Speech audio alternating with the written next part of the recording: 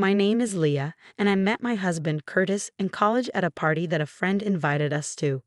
We started spending more time together, going on outings and grabbing meals. Over time, we grew closer. Curtis made the first move, and I found myself drawn to his kindness. We began dating, but recently, strange things started happening. Trash appeared in my apartment mailbox, and I began receiving anonymous phone calls that would hang up as soon as I answered. I talked to Curtis about it and even changed my phone number. But the calls continued on the new one. It started to wear me down emotionally. One day, Curtis invited me to a fireworks show. I wasn't in the mood because of the stress. But he encouraged me, saying, "Don't look so down. You'll ruin the fireworks. Cheer up, you'll feel better." He was right. I decided to enjoy the moment. As the beautiful fireworks lit up the sky, Curtis suddenly shouted, "Leah, look." The next set of fireworks spelled out, "Leah, will you marry me?" The people around us began murmuring, and Curtis gave me the biggest smile. "I want you to be happy forever, Leah. Let's always be together." I couldn't hold back my tears. "Thank you, Curtis. I'm so happy. Please make me happy." Curtis smiled, acknowledging the congratulations from those around us. Curtis's dad is a prominent real estate agent, and Curtis is the vice president of the company, so I, a country girl, joined the world of the rich and famous. We moved into a luxury apartment owned by his dad and decided to build our own house, which was completed in just 2 months. Our new home was spacious, with white walls and a lovely scent of wood. Then one day, Curtis said, "Nicole and Garrett are coming over this Sunday to celebrate our move." Sorry for the short notice. I was surprised. What? We just moved in 2 days ago, and we're not even unpacked yet. But okay. To be honest, I wasn't fond of Nicole, my sister-in-law. When we announced our engagement, she looked unhappy. She got married 6 months later and wore a white dress to our wedding, sticking close to Curtis and stealing the spotlight. But I decided to make the best of it. On Sunday, as I was making homemade pizza, the video doorbell rang. "Oh, Nicole's here. Isn't she supposed to come at 12? It's only 11. I rushed to the door, but Nicole was already heading to the living room without a greeting, passing by me as if I wasn't there. "Curtis, I brought a housewarming gift." "Open it." I tried to be polite. "Nicole, it's been a while since the wedding. At least say hello."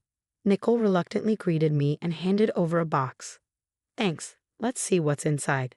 It was a glass photo clock with a picture of Curtis and Nicole. I felt uneasy. Normally, the photo should be of the married couple, not siblings. But Nicole insisted. "Who cares? You're always with Curtis. I hardly see him. Let me have this." She moved our wedding photo and placed the clock in a prominent spot. I pretended not to notice. Nicole then said she wanted to see the rooms and went upstairs, pulling Curtis along, while her husband Garrett was left standing, looking at his phone. "Are you working? Please have a seat." He apologized, sorry, and sat down. I prepared the meal and set the table. "The food's ready, please eat while it's hot." Nicole came over and said, "Oh, I forgot, I brought some meat. Let's have a barbecue." I was stunned. A barbecue in our new home. The smell would permeate the whole house. But Curtis seemed unfazed. "Nicole, that's some quality meat. Let's have a barbecue, Leah." I forced a smile. "I'm sure it looks delicious." I forced a smile. "Great, it's a nice brisket, right? I've already invited Mom and Dad. Let's all have a fun barbecue party." Who does she think she is, taking over our house like this? I was getting angry at Nicole's audacity, but I held back since my in-laws were coming over. When everyone gathered, I took the opportunity to serve my homemade pizza. As I placed the hot pizza on the table, Nicole pushed her plate aside and laid out her meat, vegetables, and drinks instead. Thankfully, my mother-in-law took a slice. "Leah, this pizza is wonderful. Try some, dear," she said to my father-in-law. He agreed. "This is really good. You could open a restaurant, Leah. I love your special pizza." Nicole looked displeased as she took a bite of the pizza. "It tastes like old-school pizza." "Rustic, right? Don't you think so, Garrett?" she said, catching him off guard.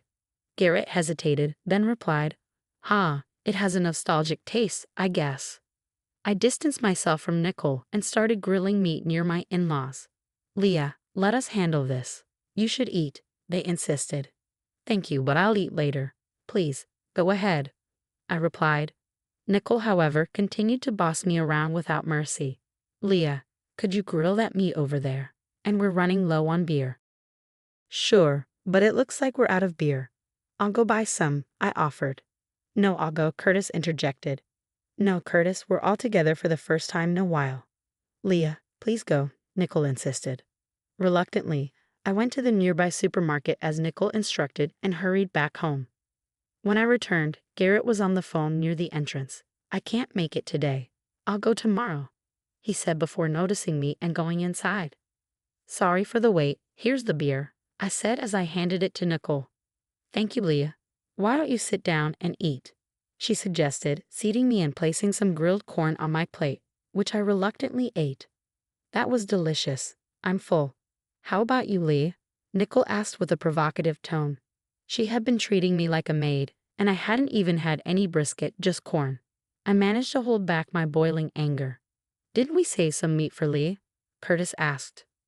Oh, was that for Leah? I grilled it and ate it. Nicole responded casually. It's fine, as long as everyone had fun. That's what matters. Don't worry about it, I said, swallowing my frustration. Nicole then brought something from her car.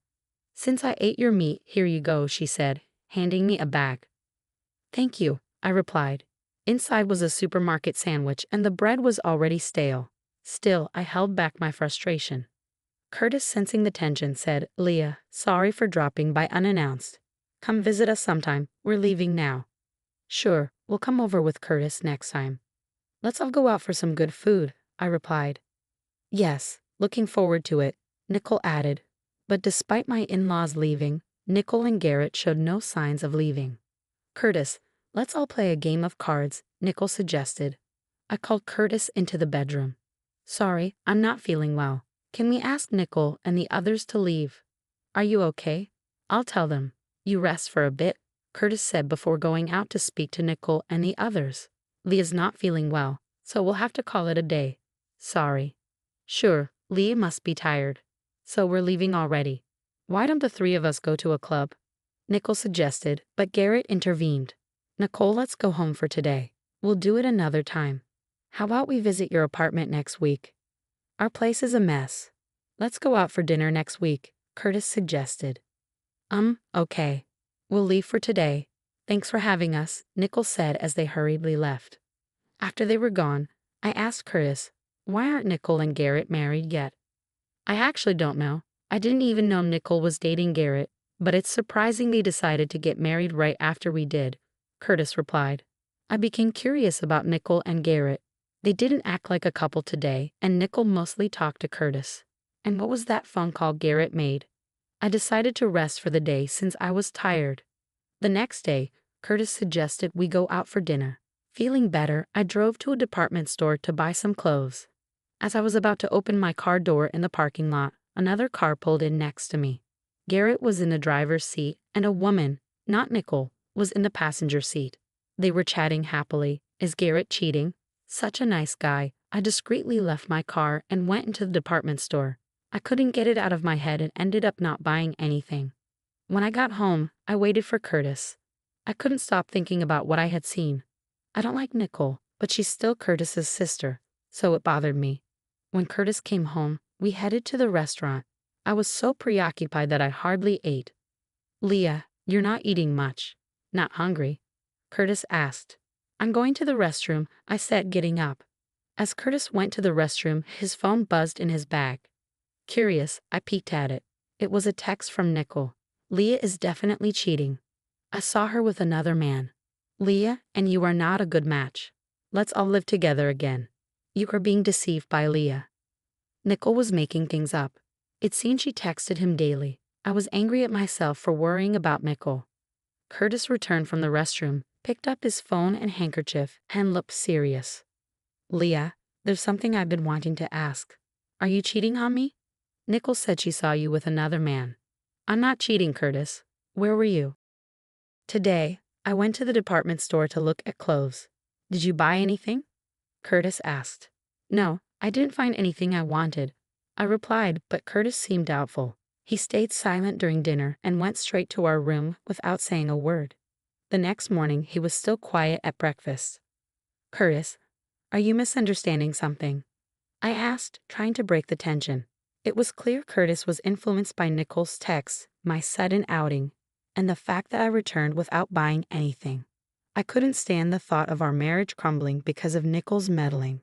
A wave of anger and frustration that I'd been holding back surfaced, and I couldn't stop the tears from flowing. I decided to confront Nicole directly to clear up the misunderstanding. I went to Nicole's apartment and rang the doorbell. Garrett appeared on the video monitor. "It's Leah. Is Nicole there?" "Huh? She's out right now." "Sorry you came all this way," Garrett said. "Is that so?" "Garrett, can I come in?" "I have something to ask," I pressed. "The place is a mess. I'll come to you." "What's this about?" Garrett hesitated before letting me in. The room was bare, without even a table, and felt uninhabited. "Nicole and I aren't actually married," Garrett revealed, surprising me. "We haven't even applied for a marriage license. We live separately even though we share a room." "Then who was the woman in the parking lot?" I asked. "That's my sister. I've always loved her, and our parents started to suspect our relationship. I began posting on a website to vent my stress." "Did you meet Nicole there?"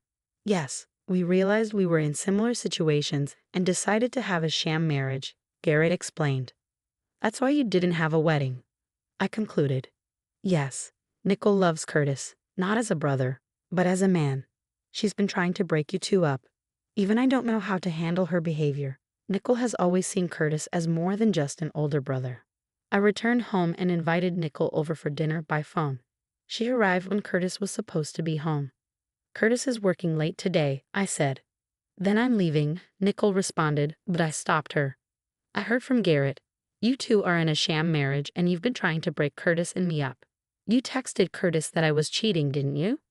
"So what? Curtis is mine. I won't give him to anyone. I've been getting rid of nuisances like you," Nicole retorted.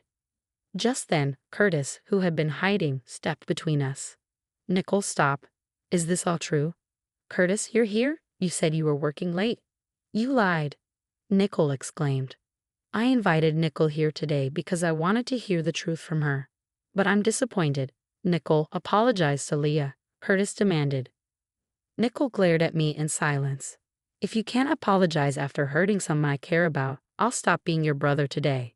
If you really care about me, don't take away my happiness." Nicole broke down, crying. "I feel like I've hit my head against the wall and regret everything I've done," she sobbed. "I can't forgive you right away, but I understand how you feel. Please find your own happiness. When this baby is born, I want you to be happy too," I told her. "Leah, you're pregnant?" Curtis asked, looking genuinely happy. "I wasn't feeling well lately, so I went to the hospital today," I explained. Curtis's face lit up with joy. Nicole came over and deeply apologized. "I'm really sorry for everything," she said before leaving our home in tears. Months later, our family grew and we're living happily. I don't know where Nicole is now, but after the baby was born, we received a letter from her. It contained a congratulatory message and a photo of Curtis and me smiling. Seeing that photo, I felt that Nicole had finally accepted me. Despite everything, I feel truly happy now. From now on, I want to live a joyful life full of smiles with our family of 3.